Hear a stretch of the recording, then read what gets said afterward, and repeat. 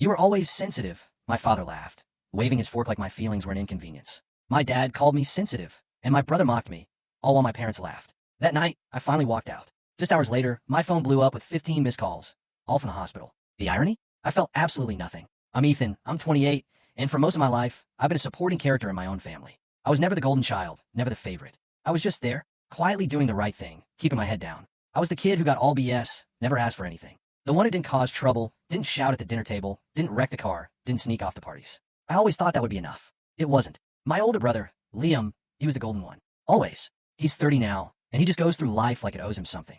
My parents, especially my dad, saw him as this unstoppable force, the one who would carry the family name forward, whatever that means. Liam played varsity football, even though he mostly sat on the sidelines, and that earned him years of adoration. Meanwhile, I was quietly teaching myself how to build websites, edit videos, even write some code. I got my first freelance gig at 19. Nobody even noticed. Mom used to call me the silent achiever, but things changed when Liam dropped out of college to start his own business. They hailed him as courageous for it. Dad co-signed his loan. When I wanted to start my own side hustle, a legitimate LLC with some respectable clients, Dad told me to wait until I had more experience.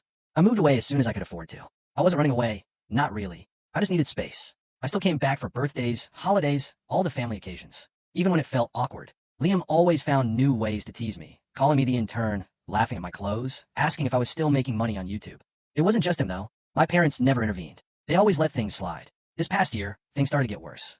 I'm not sure why. Maybe the tension was just building up. Maybe something snapped in Liam. Or maybe I just stopped brushing things off. It started with small things. I'd arrive at the house and find my seat at the table already taken. Nobody would ask if I wanted coffee or if I needed help with the dishes. If Liam needed help moving a couch or setting up his new computer, suddenly I was essential again. Then I'd go back to being invisible. The tipping point happened a few weeks ago. It was Dad's birthday. Big backyard party, steaks on the grill, the usual booze and bravado. I showed up with a thoughtful gift.